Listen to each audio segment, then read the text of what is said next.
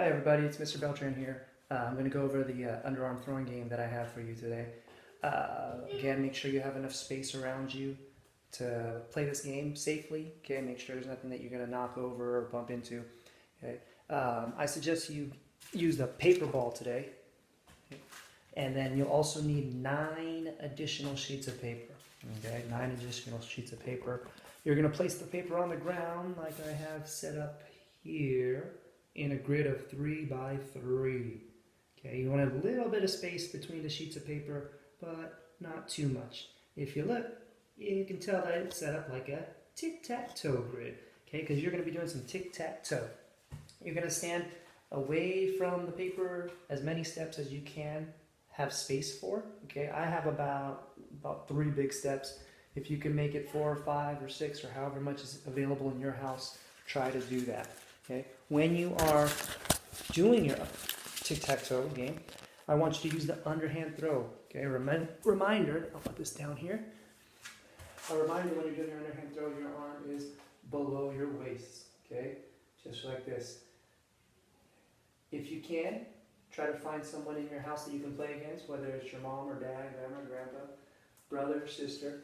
Okay, but if not, I'll show you even a way you can do it on your own. So I'm back here. My grid is over there on the ground. I'm going to toss underhand my paper onto the grid. Now, whichever paper it hit first, okay, because sometimes it's going to hit and it's going to roll or bounce or something. Whichever one it hit first is the one that counts for you. So whichever one it hits first, you're going to mark it with an X or an O, whichever one you are. Okay, I can just take my pencil and mark an X on here. Oh my goodness. There you go. So there's my paper. Okay, I'm going to mark an X. Now, instead of making a big giant X on here, I'm just going to do a little X because I want to be able to use this again later on for other games. Okay, and then grab my paper and let whoever I'm playing with go next. Now, I said that if you don't have another person to play with, you can play against yourself. How do you do that? Well, on one turn, the X's turn, I use this hand. Now, for the O, I'm going to use my other hand. Okay, and then I toss it with that hand, underhand. And then wherever it lands, that will be the O. And then I come back over here, I mark the O on my paper, and then we keep taking turns just like that. Remember, in tic-tac-toe, you have to get it 3 in a row. So you can get 3 in a row up and down, you can get 3 in a row side to side, or you can get 3 in a row diagonal. Okay?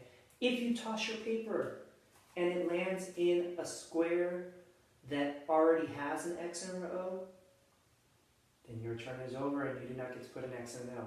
Okay, so it's a little different than regular tic-tac-toe.